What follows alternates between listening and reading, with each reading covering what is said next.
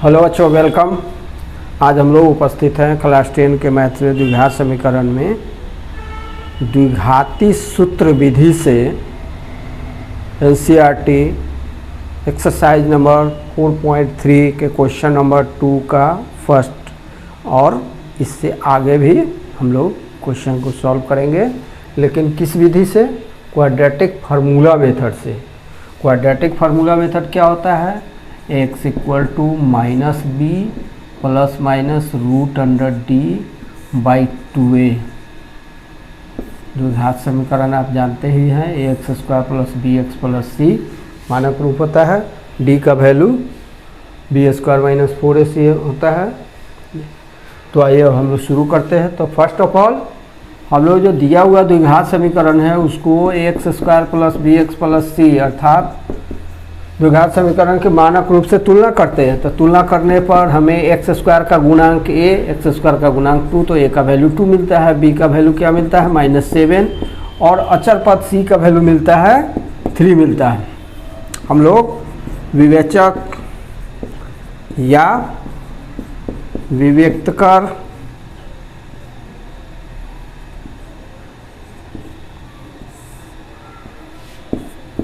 d equal to या डिस्क्रिमिनाट B square minus 4ac करके निकालते हैं वैल्यू। तो -7 का स्क्वायर माइनस 4 इंटू a का वैल्यू 2 है और c का वैल्यू 3 है। 7 7 जा 49 माइनस 4 2 जा 8 3 जा 24 इक्वल टू 25 ग्रेटर दैन 0।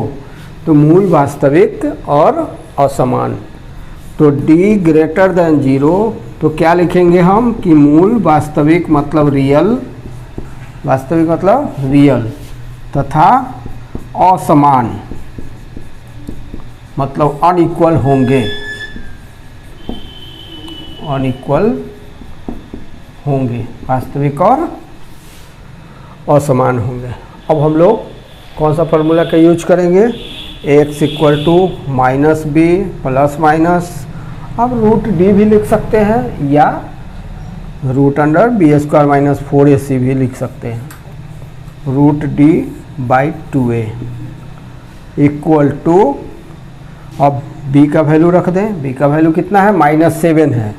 तो b का वैल्यू -7, आप पहले से भी माइनस, तो डबल माइनस हो जाएगा, इसलिए हम लोग ब्रैकेट का इस्तेमाल करेंगे। प्लस माइनस रूट डी का वैल्यू तो आया हुआ है, कितना है? 25 है। तो square root 25 divided by 2 into A का वैल्यू 2 है इक्वल टू माइनस माइनस कितना हो जाएगा? प्लस हो जाएगा। तो 7 प्लस माइनस 5 डिवाइडेड बाई 4। तो बच्चों x चूँकि यह द्विघात समीकरण है, द्विघात समीकरण के दो मूल होते हैं। एक मूल का नाम हम लोग अल्फा रखते हैं, दूसरा मूल का बीटा, ऐसे दूसरा नाम भी हम लोग रख सकते हैं।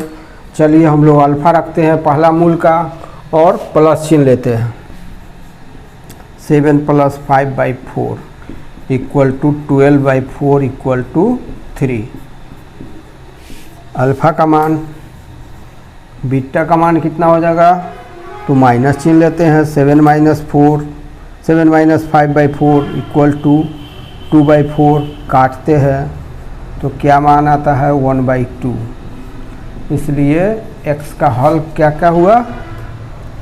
x का मान भी लिख सकते हैं या तो अल्फा बीटा रहने दे सकते हैं। 3, 1/2 ये हल हो गया। 2 है, 2x square plus x minus 4 equal to 0, और इसका पहले हम लोग जांच कर लेंगे कि अस्तित्व है या नहीं है, और फिर द्विघाती सूत्र से इसका हल निकालेंगे। तो बच्चों फर्स्ट ऑफ ऑल हम लोग क्या करेंगे? इसका तुलना करेंगे। X square plus B X plus C equal to 0 से तुलना करने पर आप इसको लिखें या नहीं लिखें?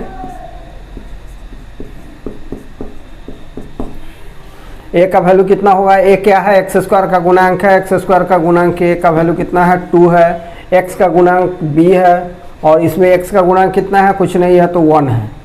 b का वैल्यू 1, और अचर पद c, कांस्टेंट टर्म c का वैल्यू कितना है? -4 है। अब हम लोग विवेक्त कर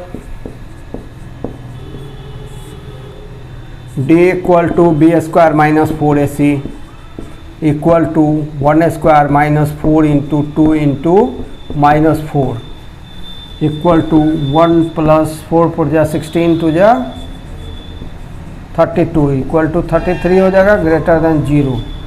तो लिखेंगे कि यहाँ d ग्रेटर देन 0, इसलिए क्या हो जाएगा, मूल वास्तविक और असमान होंगे, वास्तविक और असमान होंगे। ठीक है। और जब मूल वास्तविक हो जाएंगे, चाहे समान हो या असमान हो, तो हम लोग प्रोसीड करते हैं, इनिशिएट करते हैं, शुरू करते हैं हल करना। अब हल x का वैल्यू कैसे निकालते हैं?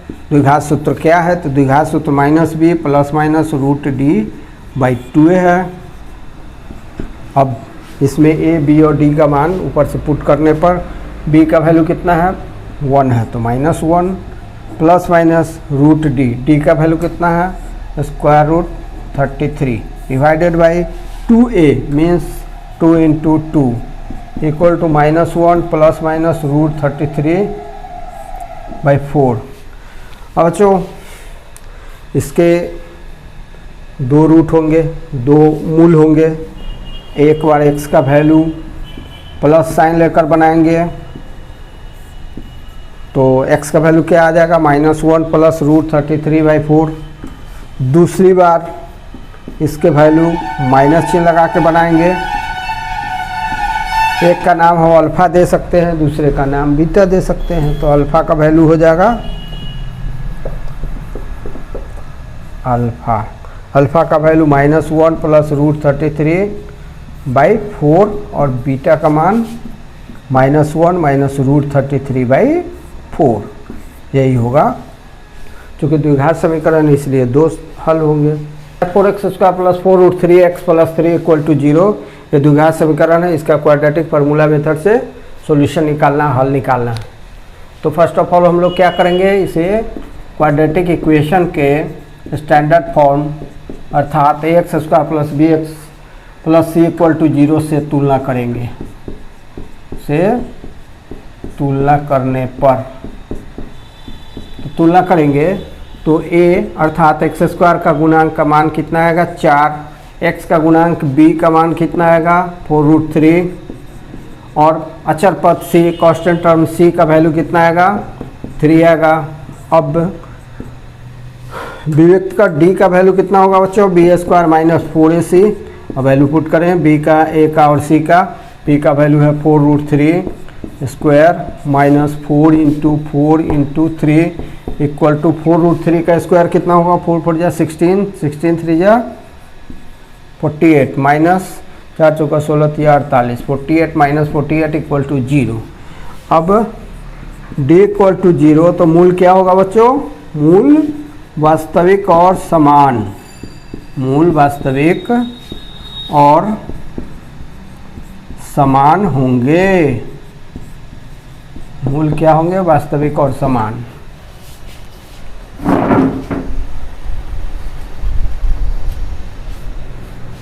अब हम लोग मूल निकालने की तरफ बढ़ते हैं।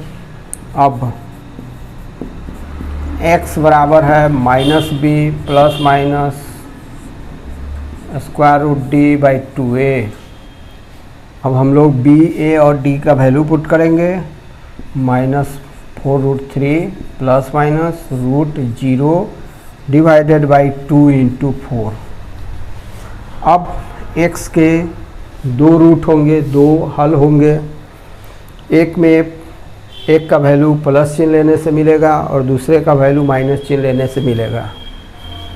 तो अल्फ़ा का मान -4√3 + √0 डिवाइडेड बाई 4 2 जा 8 इक्वल टू -4√3 प्लस √0 कितना होता है, 0 डिवाइडेड बाई 8 इक्वल टू -4√3/8 बराबर -√3/2 हो गया। और बीटा का मान -4√3 -√0/8 इक्वल टू -4√3। 0 का स्क्वायर रूट कितना होता है बच्चों, 0 होता है, तो -0 हो जाएगा बाई 8 इक्वल टू 0 माइनस करने से कुछ नहीं होता है, कोई अंतर नहीं आता है। 0 प्लस करने से भी कोई अंतर नहीं आता है। -4√3/8, 4 से 8 को काटेंगे, 2 बार कटेगा, -√3/2। तो बच्चों यही दोनों हल हुए इस 2x² + x + 4 = 0। पहले हम लोग चेक कर लेंगे कि इसका मूल का अस्तित्व है या नहीं। अगर होगा तो हम लोग द्विघात सूत्र का इस्तेमाल करके इसका हल निकालेंगे। तो पहले क्या करते हैं, इसको x² + bx + c = 0 जो द्विघात समीकरण का मानक रूप है, स्टैंडर्ड फॉर्म है, उससे तुलना करते हैं। से तुलना करने पर जब तुलना करते हैं तो x² का गुणांक a का मान कितना आता है 2, x का गुणांक b का मान कितना आता है 1, c का मान कितना आता है 4 और विवेचक या विविक्त कर d का मान कितना होता है बच्चों b² - 4ac। अब a b c का मान इसमें पुट करने पर 1² - 4 × 2 × 4 = 1 - 4 4 = 16, 16 2 = 32। तो 1 - 32 - 31 <0। यहाँ पर क्या लिखा हुआ है बच्चों, d <0 देन मूल अनरियल या नॉट रियल, अवास्तविक। तो चूँकि d का मान d <0 है, अतः मूल वास्तविक नहीं होंगे, वास्तविक नहीं होंगे। या इसको ऐसे लिखेंगे कि मूलों का वास्तविक अस्तित्व नहीं है, नहीं है। बच्चों यहाँ पर हमने वास्तविक अस्तित्व क्यों लिखा है, इसलिए कि आपके जो सिलेबस के अकॉर्डिंग अवास्तविक संख्या नहीं पढ़ना है, सिर्फ वास्तविक संख्या पढ़ना है। इसका मूल अवास्तविक के क्षेत्र में होगा, जो आप अगले कक्षा में पढ़ेंगे। अवास्तविक मूल होगा लेकिन वास्तविक मूल नहीं होगा, इसलिए हम लोग यह लिख देते हैं कि अस्तित्व नहीं है।